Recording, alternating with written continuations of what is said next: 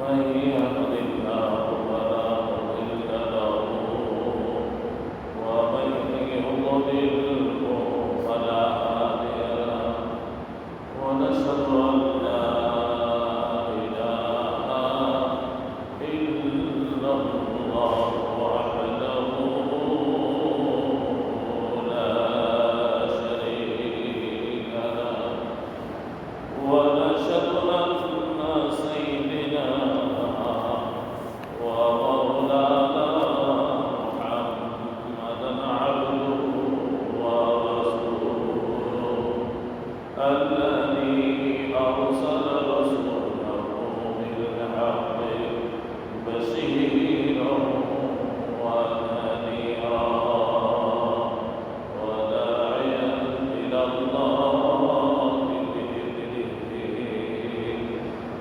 وسراجا منيرا أما بعد فأعوذ بالله من الشيطان الرجيم بسم الله الرحمن الرحيم وقضينا إلى ما عملوا من عمل فجعلناه هباء منثورا إن الله وملائكته يصلون على النبي يا أيها الذين آمنوا صلوا عليه وسلموا تسليما اللهم صل على ونبينا وشفيعنا وحبيبنا ومولانا محمد صلى الله عليه وعلى آله وأصحابه وبارك وسلم بلغ العلا بكماله كشف الدجى بكماله حسنت جميع خصاله صلوا عليه وآله الحمد لله আল্লাহ পাকের দরবারে লাখো কোটি শুকরিয়া যে আল্লাহ রাব্বুল আলামিন আমাদেরকে অত্যন্ত মেহেরবানি করে দয়া করে মায়া করে আল্লাহর ঘরে আমাদেরকে জুমার নামাজ আদায় করার উদ্দেশ্যে আল্লাহ আমাদেরকে আসার মতো তৌফিক দান করছেন। আমরা যে আসতে পারছি আল্লাহ যে আমাদেরকে সেই পরিমাণ সুস্থতা দান করছেন, এই জন্য আমরা সেই মহান প্রভুর দরবারে সকলেই শুকরিয়া দান বলে আলহামদুলিল্লাহ। আলহামদুলিল্লাহ। আমরা নামাজ পড়ি, রোজা রাখি, দেখা যায় অন্যান্য আমল করি, কিন্তু মানুষের একজন মুসলমানের সর্বপ্রথম কাজ হল ঈমান। ঈমান আছে, তার সব আমল আল্লাহর দরবারে কবুল আছে। ঈমান নাই, তার কোনো আমলই আল্লাহর দরবারে কবুল নেই। ঈমান নাই, ওই ব্যক্তি পরকালে আল্লাহর কাছে কিছুই পাবে না। ঈমান আছে, আমল যতটুকুই করুক, কম করুক, বেশ করুক, এক সময় না এক সময় সে আল্লাহর কাছে যতটুকু করছে তার পুরস্কার পাবে। কিন্তু ঈমান নাই, সে যত ভালো কাজ করুক, নেক কাজ করুক, তার নেক কাজের কোনো ফায়দা পরকালে সে পাবে না। তবে মানুষের ঈমান হলো সর্বপ্রথম। আমরা জানি নামাজের মধ্যে নামাজ ভঙ্গের কারণ আছে, কি আছে না? নামাজ কি কি কারণে নামাজ নষ্ট হয়ে যায়, নামাজও পড়ে আবার নামাজ নষ্ট হয়ে যায় সেটাও বোঝে, জানে। ওযু করে আবার ওযু ভঙ্গ হয়ে যায় কি কি কারণে সেটাও কি জানে। এই কারণে ওযু ভঙ্গ হয়ে যায়, আবার নতুন করে ওযু করে। নামাজ নষ্ট হয়ে গেলে নতুন করে আবার নামাজ পড়ে, রোজা নষ্ট হয়ে গেলে নতুন করে আবার সে করে রোজা রাখে। কিন্তু ঈমান আনার পরে আজ পর্যন্ত আমরা তেমন একটা খোঁজ করি না যে ঈমান যে ভঙ্গ হয়ে যায়। আমি মুসলমান আছি নামে মুসলমান, মুসলমানের সন্তান মুসলমান, অথবা বিদ্রোহীর ঘর থেকে যদি ঈমান আনছে সে মুসলমান হয়েছে, কিন্তু এর পরে যে ঈমান আবার ভঙ্গ হয়ে যায়, নষ্ট হয়ে যায়, কিছু কারণ আছে। যেই কারণগুলির কারণে ঈমান নষ্ট হয়ে যায় আমরা সেটাও জানার দরকার। সেগুলি কিন্তু আমরা জানতে চাই না এবং সেই খবর আমাদের নেই। আমরা নামাজ পড়ি, একটা মানুষ নামাজ পড়ছে, রোজাও রাখছে, তাহাজ্জুদও করছে, হজও করছে, কিন্তু এমন কিছু কারণে তার ঈমান নষ্ট হয়ে গেছে, তার খবর নেই। কারণ এই নামাজ, এই রোজা, এই তাহাজ্জুদের কোনো কাজ আসে না। কিয়ামতের ময়দানে সে কিছুই পাবে না আল্লাহর দরবারে। এই জন্য আল্লাহ কোরআনের মধ্যে বলছেন, ওয়াকাদিমনা ইলা মা আমিলু মিন আমালিন ফাজআলনাহু হাবাআন মানসুরা। কিয়ামতের ময়দানে পাহাড় ভরি আমল নিয়ে উঠব, আসমান বরাবর আমল নিয়ে উঠব। হজ করছে, নামাজের শেষ নাই, তাহাজ্জুদের শেষ নাই, হজ টাকা আছে, বহুবার হজ করছে, অনেক অনেক আমল করছে, সারাদিন মুসল্লায় পড়ে আছে, কিন্তু এমন কিছু কারণে, এমন কিছু কথার কারণে তার ঈমান নষ্ট হয়ে গেছে, তার খবর নাই। আল্লাহ রাব্বুল আলামিন বলেন, তার এই আমল কিয়ামতের ময়দানে যাচাই বাছাই, আল্লাহ যাচাই বাছাই কুদরতি চালন থাকবে। চালনে চালে না, ঠিক এই যাচাই বাছাই চালন আছে আল্লাহ কুদরতি চালন। ওই চালন দিয়ে যখন চালা দিল, মুহূর্তের মধ্যে সব ভেঙে চুরমার হয়ে সব শেষ হয়ে কিছু থাকবে। আল্লাহ এই জন্য পায় যে তার সমস্ত আমল মুহূর্তের মধ্যে ধূলিকরণে পরিণত হয়ে যাবে, কিছু থাকবে ফাঁকা হয়ে যাবে। এই জন্য ঈমান আমার আছে কিনা এটা আমার যাচাই থাকতে, কি কি কারণে ঈমান নষ্ট হয়ে যায়, ঈমান ভঙ্গ হয়ে যায়, সেটা আমার বোঝার দরকার আছে। কারণ আমরা কিন্তু আমাদের যে গতি, আমাদের যে অবস্থা, আমরা কে কোন ফরজার ঈমানদার আছি আমরা নিজেরও বলতে পারি। এই জন্য কিতাবের মধ্যে, কোরআনের মধ্যে সব মিলিয়ে 10টা কারণ লাগছে। এই 10টা কারণে ঈমান নষ্ট হয়ে যায়, ঈমান থাকে না, ঈমান ধ্বংস হয়ে যায়। 1 নম্বর হলো শিরক,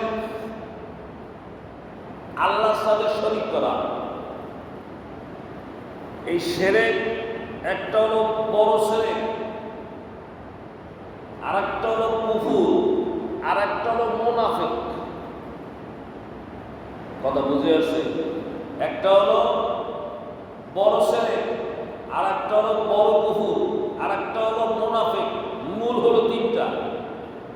এই 3টারে ভাঙে 10টা হয়েছে, মোট 10টা।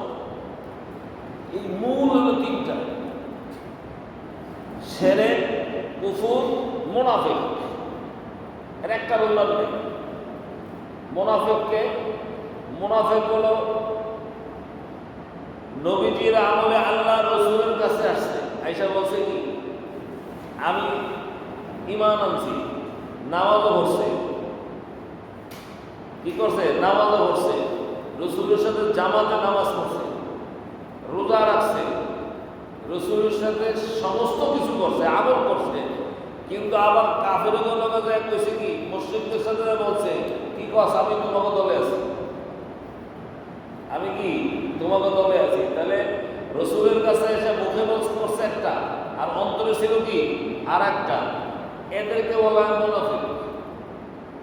তাহলে শিরক, কুফর, মুনাফিক, এই 3টার বিশ্লেষণে আসছে টোটালি 10টা। এই 10টা কারণে মানুষের ঈমান নষ্ট হয়ে যায়, ঈমান থাকে না। ঈমান থাকে না। এই এই যে 10টা কাজ আমি করব, এই 3টা কারণ, এই 3টা কারণ আবার 3টা পদ্ধতিতে আমার নষ্ট হয়ে যায়। 1 নম্বর হলো অন্তরের মধ্যে মাধ্যমে, 2 নম্বর হলো কর্মগত মাধ্যমে, 3 নম্বর হলো মন্তব্যগত মাধ্যমে। অন্তরের ভিতরে যদি আমি আল্লাহর সাথে কাউকে শরীক করি মনে মনে, কি ঠিক আছে, প্রকাশ করলাম না, কিন্তু মনে মনে আমি আল্লাহর সাথে শিরক করলাম, অথবা মনে মনে আমি কুফরি চিন্তা করলাম, আল্লাহর কোনো বিধানকে মনে মনে অস্বীকার করলাম, আল্লাহর কোনো বিধানকে মনে মনে ঘৃণা করলাম, তাহলে আমার ঈমান শেষ। এই অন্তরে অন্তরে। এরপরে আসে কর্মগত। আমি মুখ দিয়ে স্বীকার করি আল্লাহ আছে, সবই ঠিক আছে, আল্লাহ এক, কিন্তু আমার কাজে কর্মে প্রকাশ পায় আল্লাহর সাথে শরীক করতেছি। ঠিক আছে, আল্লাহর সাথে শরীক করতেছি, আমার কিছু কাজে আল্লাহর বিধানকে অস্বীকার করতেছি।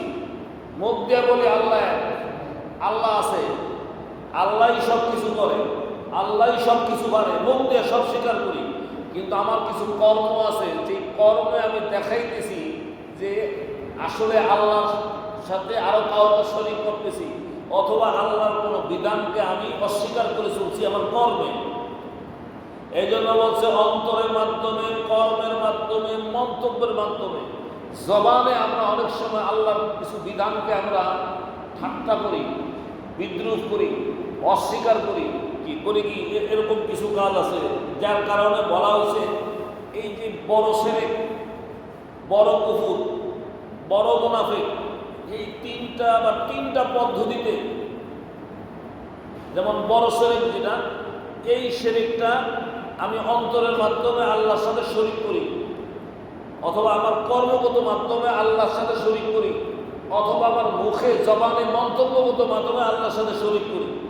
2 নম্বর বড় কুফর, আল্লাহ পাকের কোন বিধানকে, ছোট্ট বিধান হোক আর বড় বিধান হোক, যেটা সুন্নতের বিধান হোক, মুস্তাহাবের বিধান হোক, আল্লাহর বিধান, এরকম কোনো বিধানকে যদি আমি অন্তরের মাধ্যমে ঘৃণা করি, অস্বীকার করি, অথবা যদি আল্লাহর কোনো বিধানকে কর্মগত মাধ্যমে অস্বীকার করি, অথবা আমার মন্তব্যগত মাধ্যমে আল্লাহর কোনো বিধানকে নিয়ে আমি উপহাস করি, তাহলে আমি ইমান নষ্ট হয়ে যাই, ইমান থাকবো।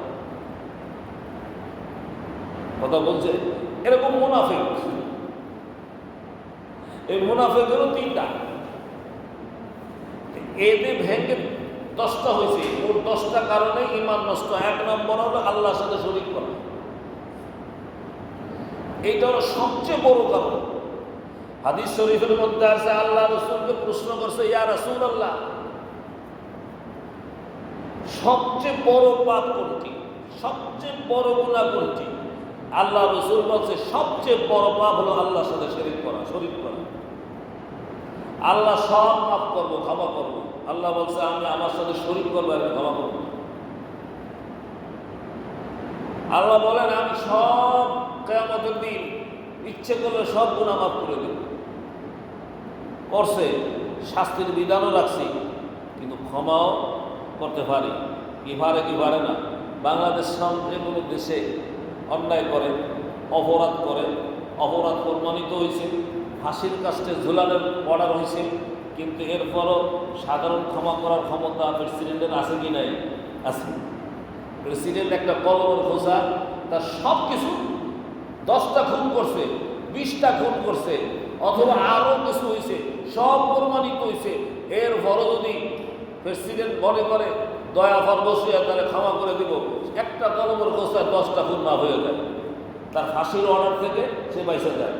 আল্লাহ রাব্বুল আলামিন বলেন আমি আল্লাহ রাব্বুল আলামিন সব করছে, গুনাহ করছে, অপরাধ করছে, পাপ করছে, যদি ইচ্ছা করে আল্লাহ আমি সব করব, কিন্তু আমি শিরক ছাড়ব না।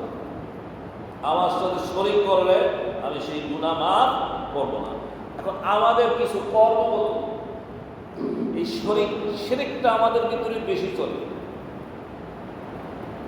কর্মগত কারণে দেখা যায়, মন্তব্যগত কারণে, অন্তরের মধ্যে বিশ্বাসের কারণে আমাদের শিরকটা বেশি হয়। যেমন মনে করেন সন্তান দেওয়ার মালিক হচ্ছে কে? এখন সন্তানটা হিসাবে এরকম আছে না নাই?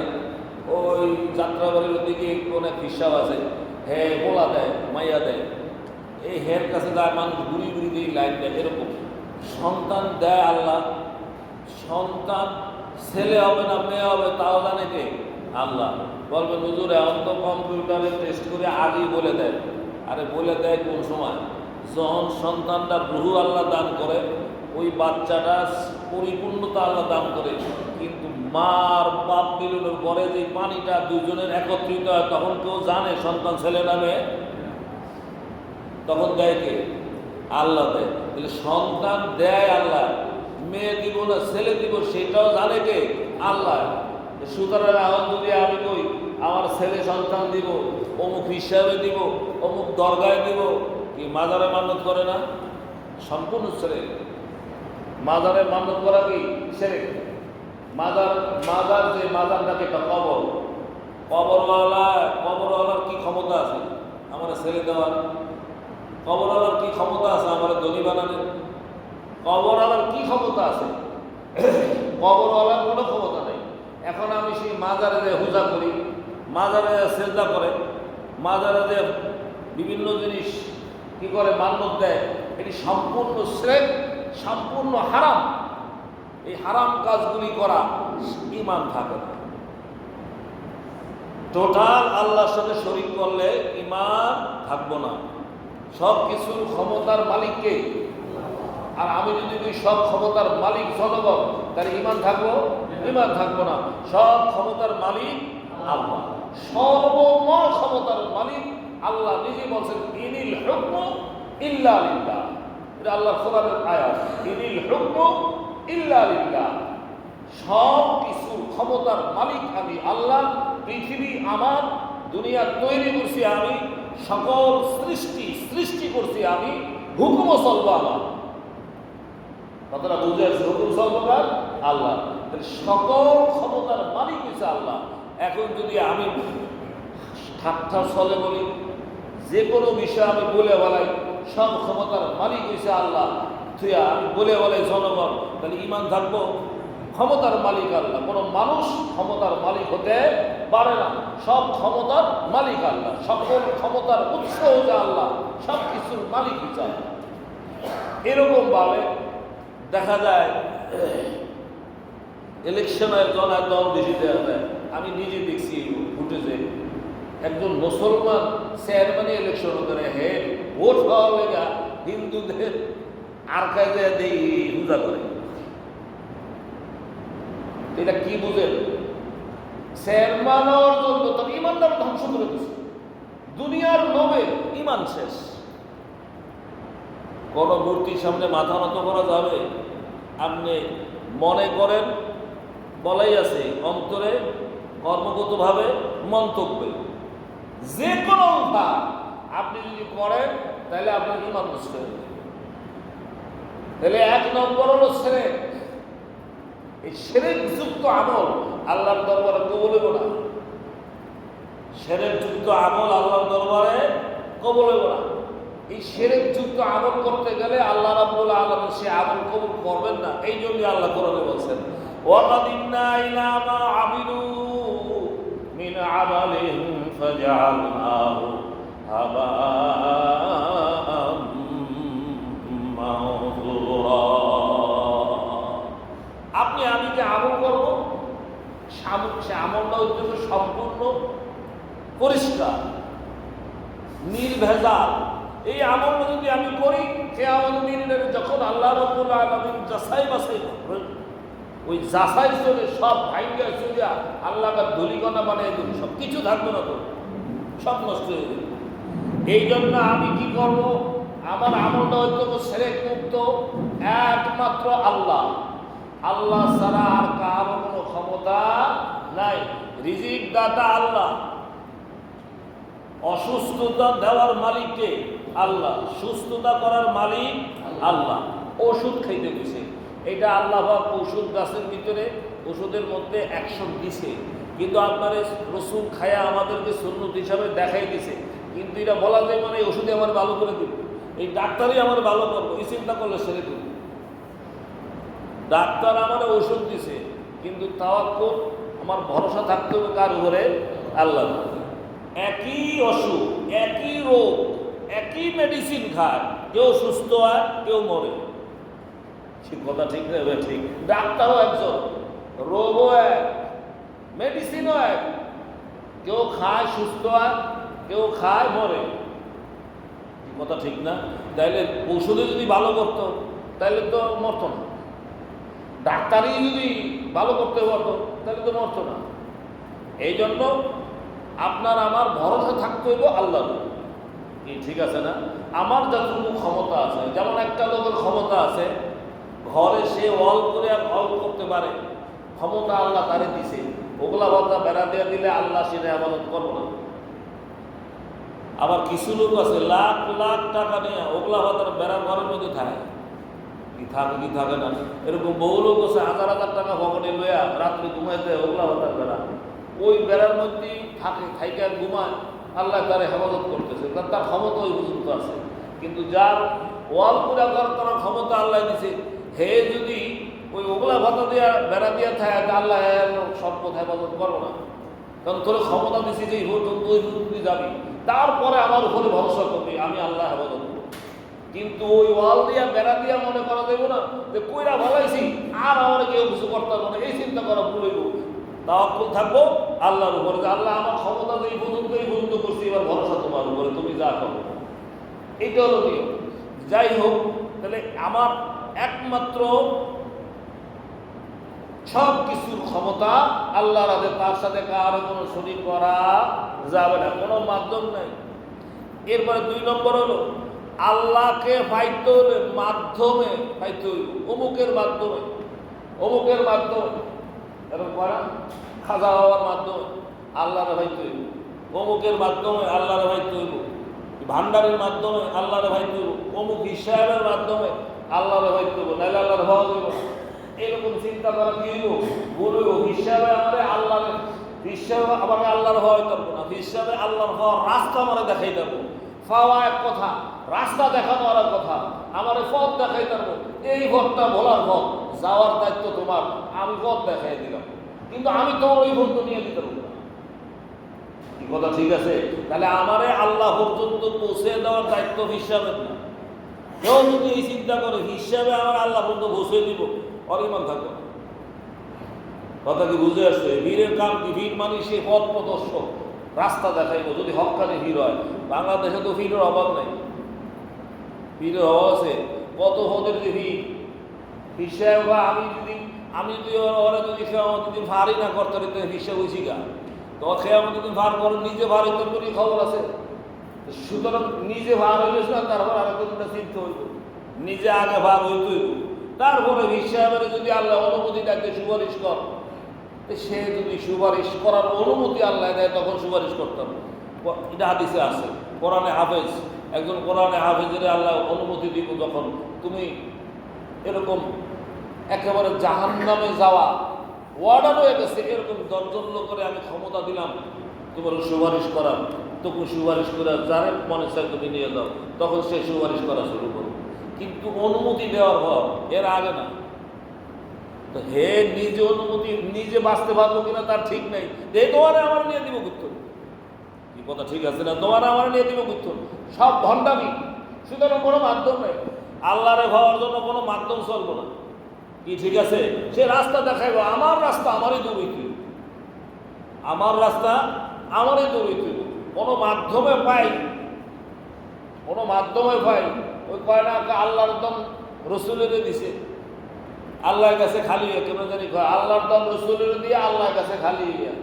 আবার কি কয়, রসুলের দম খাজারে দিয়া, হ্যাঁ রসুল ঘুমায় মদিনা, হ্যাঁ আজমিরে, কেমন রসুল মিলিয়ে মিলিয়ে কয়। হ্যাঁ, তো এই যে খাজায় বলে সব করে নেব, এটি সম্পূর্ণ ভুয়া এবং ইমান থাকবো না, ইমান ধ্বংস হয়ে যাবে। এরপরে আসেন ইসলাম ছাড়া, এইটাও আমাদের ভিতরে একটা রোগ দেখা দিছে। এখন কিছু কিছু রোগ আরম্ভ শুরু হয়ে গেছে, যেটা হলো ইসলাম ছাড়া অন্য কোনো ধর্মকে সঠিক মনে করা। যদি কোনো ব্যক্তি কারণ আল্লাহ নিজেই বলছেন ইন্নাদ দীনা ইনদাল্লাহিল ইসলাম, আমার মনোনীত ধর্ম হয়েছে কি ইসলাম। এই কথাটা কে কইছে? আল্লাহ। একটা সরাসরি কোরআনের কথা, ইন্নাদ দীনা ইনদাল্লাহিল ইসলাম, আমার মনোনীত ধর্ম হয়েছে ইসলাম। তাইলে আল্লাহর মনোনীত ধর্ম কি? ইসলাম। এছাড়া অন্য কোন ধর্ম আল্লাহর কাছে মনোনীত না, আমি সব হলো শয়তানের মনোনীত। এখন আপনি যদি কন ওগুলো তো সঠিক, এটা তো খারাপ নয়, এটা তো মোটামুটি ভালো কাজই করে, আপনি মন্তব্য করছেন মানে কি আপনি ঈমান গেছেন? কোনো মন্তব্য নাই। আল্লাহর বিধান আপনার কাছে ভালো লাগুক, আপনার কাছে ব্যাখ্যা লাগুক, যাই লাগুক, আপনি বুঝতে পারেন আর না পারেন, আল্লাহ বলছেনই সঠিক, এটার নাম হচ্ছে ঈমান। আপনার বুঝে আসুক চাই না আসুক, আল্লাহর কোনো বিধান আপনার কাছে বুঝে আসুক চাই না আসুক, আপনি সাথে সাথে যদি চিন্তা করেন অন্য কোনো ধর্ম ভালো, এটা সঠিক ধর্ম, ওগুলো তো সঠিক ধর্ম, ওগুলো তো এই ধর্ম এই ধর্ম, আপনি যদি এই ধরনের মন্তব্য করেন আপনার ঈমান থাকবে না, সাথে সাথে আপনি কাফের হয়ে গেছেন, সাথে সাথে আপনি বেঈমান হয়ে গেছেন, আপনার ঈমান নাই। এগুলি আমাকেও এখন অহরহ চলে।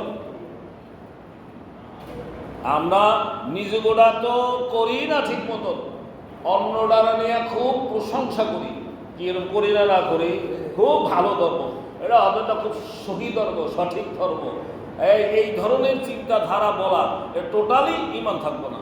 কারণ আল্লাহ নিজে বলছে আমার মনোনীত ধর্ম একমাত্র ইসলাম, আর ইসলাম ধর্মই সবচেয়ে পুরাতন ধর্ম, আদম আলাইহিস সালাম থেকে শুরু।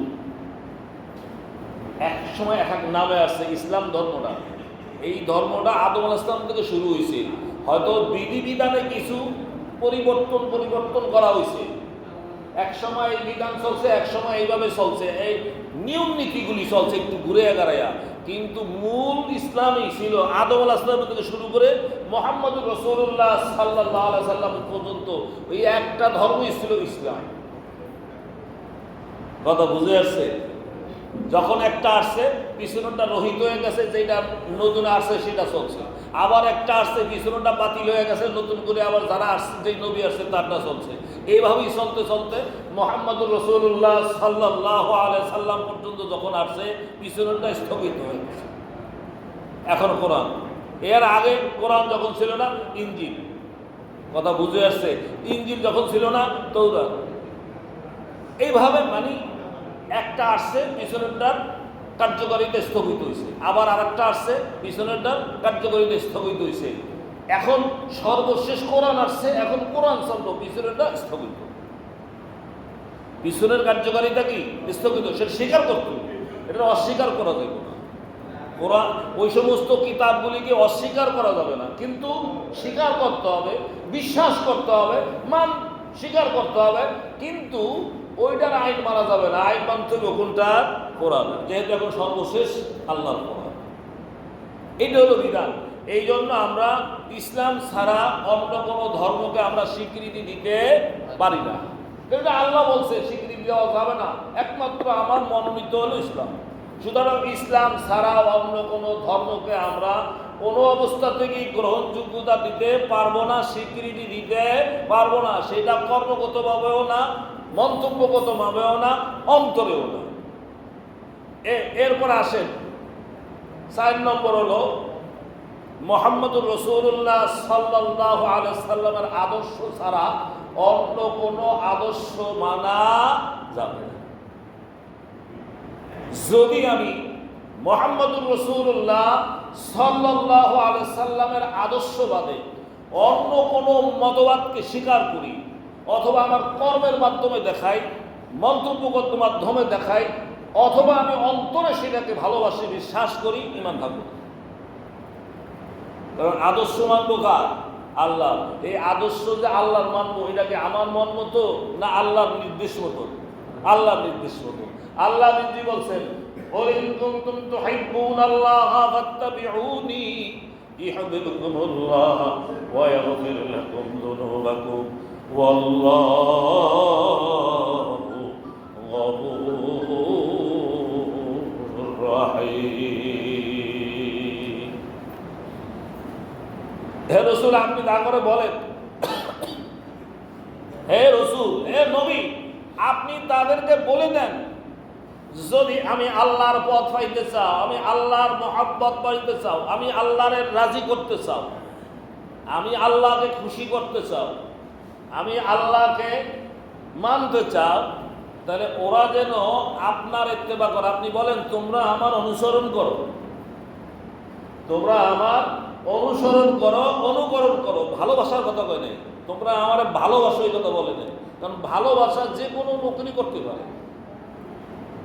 একজন হিন্দু একজন বৌদ্ধরে ভালোবাসে, একজন হিন্দু মুসলমানেরও ভালোবাসতে পারে, কি পারে না? মুসলমান হিন্দুর ভালোবাসতে পারে না। সর্বশেষ কথা হলো আল্লাহ নবী মুহাম্মদুর রাসূলুল্লাহ সাল্লাল্লাহু আলাইহি ওয়াসাল্লাম আবু তালেব, ওনার মতো রসুলের যে ভালোবাসা তিনি দিছেন, ইতিহাস আপনি বললে দেখবেন এটা হৃদয় বিদরক একটা বিষয়। আল্লাহ কবুল করে নেই। রসুলের এত মহব্বত করছে, এত ভালোবাসছে, জান জীবন দিয়া। শিহাবে আবু তালেব, যেখানে বলা হয় 3 বছর, 2.5 থেকে 3 বছর পর্যন্ত জেলখানার মধ্যে বন্দী ছিল। জেলখানার মধ্যে আটকে, একটা কেল্লার মধ্যে আটকে রাখছে, সাহাবীদেরকে রসুলের আটকে রাখছে। এমনকি সেই হিসেবে আবু তালেব নিজেও ছিল। কারণ কি? একমাত্র ভাতিজার মহব্বতে, ভাতিজার কলিজার তো ছাড়ে নাই, আদের তো ছাড়ে নাই। নিজের জীবনে এত কষ্ট করছে, এমন কোন জায়গা নাই যে জায়গায় রসুলের ছোঁয়ায় না শরীরের মধ্যে। এত মহব্বত করছে, রসুলের ভালোবাসছে, কিন্তু ইমান আনে। শেষ সময়ও কি রসুলের আদর্শকে সে কবুল করে নাই, গ্রহণ করে নাই, স্বীকৃতি দেয় নাই। শুধু এই জন্য এই আবু তালেবও জাহান্নামের জন্য, শুধুমাত্র কারণ কি? মুখ দিয়া অন্তরে সে বিশ্বাস করে স্বীকৃতি দেয়। রসুল বলছিল আমার